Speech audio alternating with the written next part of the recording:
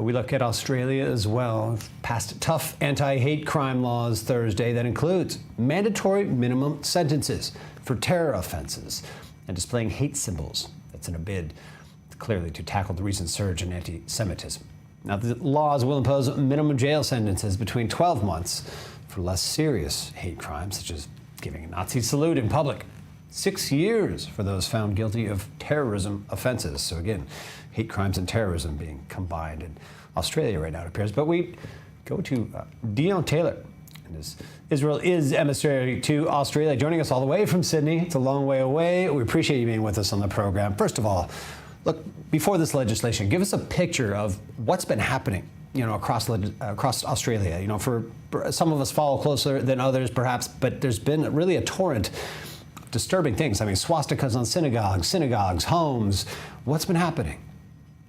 Thanks for having me. Yeah, we have had a terrible summer period. We're in summer at the moment, and there have been a spate of anti-Semitic attacks, both firebombing childcare centres, schools, synagogues, people's private homes, their cars.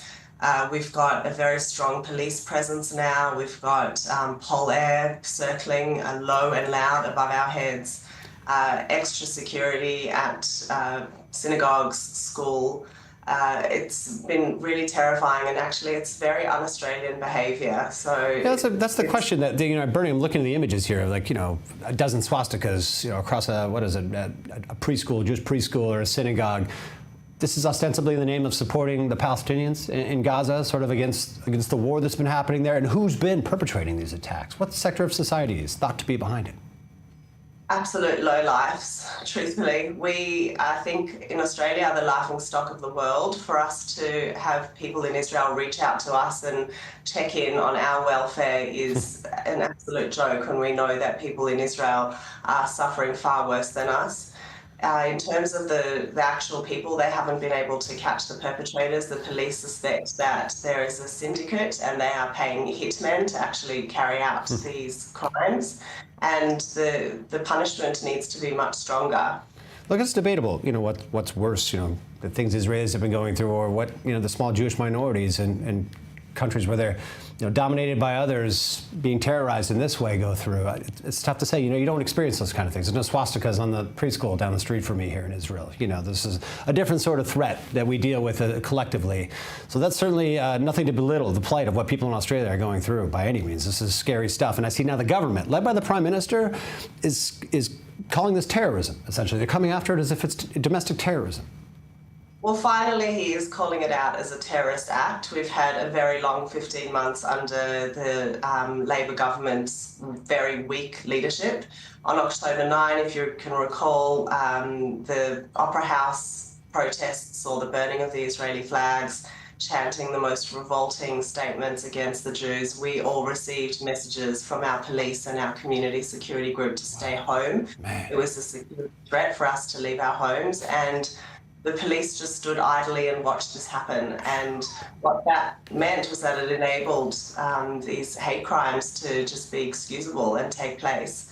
Finally, we've had, after the dust burning at the synagogue in Melbourne, we've had the Prime Minister call out that this is a terrorist attack. Oh, this is this is terrorism. So in other words, he's raising this to the most severe level. In other words, he's saying this is some of the most severe things that can be done on our soil. Not enough, and we actually are moving into an election, and Australia's leadership is ripe for change. The opposition leader, Peter Dutton, is very much in support of the Jewish community, but what's actually happening here is there is a big silent majority in Australia whose lives have been inflicted because of these anti-Semitic attacks. In fact, a lot of these crimes, the firebombing of homes and cars, have actually been towards people who are not Jewish. So they are feeling the effects as well, even though they have been targeted towards Jews. These criminals have got it wrong. So nobody is safe and unaffected. And also the taxpayer is paying a huge amount of money for police presence at the rallies. In fact, I heard the other night that if there were to be any more pro-Palestinian rallies in Melbourne, that the organisers would have to actually pay for the police presence because they've exhausted their budget. This is astounding. And certainly, you're not expecting this to be a quiet chapter to come, right? I mean, how is the community in short? How are you preparing for what's next, in this issue? This isn't going anywhere, probably. So going back, for the children going back to school, which they did last week, and for the university students going back to university next week, they're facing a new reality. And we, as an Israelis organisation with boots on the ground here in Australia, we need to empower and strengthen our youth to feel safe and secure and know how to have challenging conversations about being Jewish or any conversations about Israel. And I really believe that these students are facing a new reality because we've come off the back of a month of day after day anti-Semitic attacks. There's been a lull in the last week, thankfully. It's been quite nice waking up to no news, but this is a new reality for us. Yeah, it's Dionne terrifying. Taylor, thanks for being with us on the program here, of course. Unfortunately, out of time for this. And keep up your good work with Israel Is. This is more important work than ever, and certainly nothing small or easy about what you're facing down there. All of us in Israel standing alongside you and appreciate what you do down there. So keep up the good work. Thank you so much. The Jewish population in Australia, our bodies are here, but our hearts are in Israel. Thank you, Dionne Taylor. Bye-bye.